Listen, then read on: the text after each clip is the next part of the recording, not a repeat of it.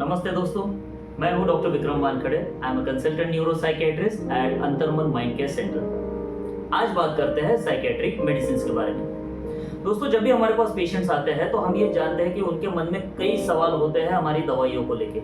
उन्हें लगता है कि यदि ये दवाई मैं शुरू कर दूंगा तो इसकी मुझे आदत पड़ जाएगी, जिंदगी भर ये दवाइयाँ लेनी पड़ेगी, शायद मैं इसे दिन भर सोया ही रहूँगा, या फिर मेरे नॉर्मल फंक्शनिंग में या फिर मेरे किडनी पे, हार्ट पे इसका गलत असर हो सकता है। जब हम ये उन्हें समझाते हैं कि आपकी बीमारी और दवाइयों का क्या मेल होता है, क्या असर होता है और क्या इंटरेक्शंस होता है, तब जाके पेशेंट ये दवाई लेने के लिए तैयार हो जाते हैं। दोस्तों, नॉर्मल तौर पे जब मानसिक बीमारियां शुरू होती है तो इसका मतलब होता है कि ब्रेन में चलने वाले न्यूरोकेमिकल इम्बैलेंस की वजह से किसी भी व्यक्ति को इस तरह की दिक्कत होती है।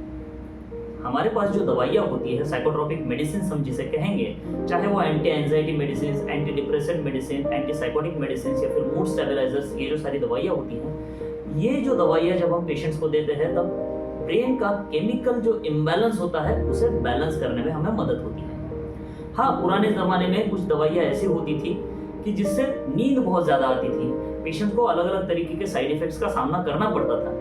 लेकिन अभी मेडिकल साइंस की तरक्की के साथ साथ कई नए तरीके के ऑप्शंस हमारे पास अवेलेबल हैं, जिसको लेकर पेशेंट अपनी बीमारियों को सटीकता से ठीक तो कर सकते हैं, लेकिन साथ ही साथ अपनी पढ़ाई, schooling, college, office work, home work, सारी चीज़ें बेहद अच्छी तरीके से निभा पाते हैं और ना ही उन्हें कोई अपने सोशल इंटरेक्शंस में दिक्कतें महसूस होती हैं।